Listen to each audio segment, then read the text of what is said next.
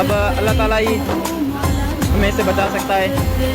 और जिन जिन के घर नीचे हैं मैं इनसे रिक्वेस्ट करूँगा, उन लोगों से ये रिक्वेस्ट करूँगा कि खुदा अपने घर खाली करें और निकलें, किसी सेफ साइड जाएं। ये पानी शुगर मिल तक जाएगा।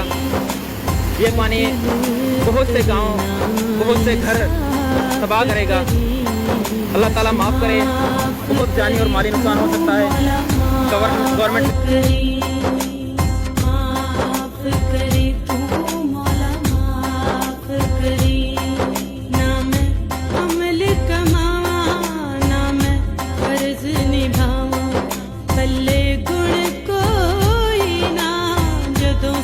शर्मावा तेरी शान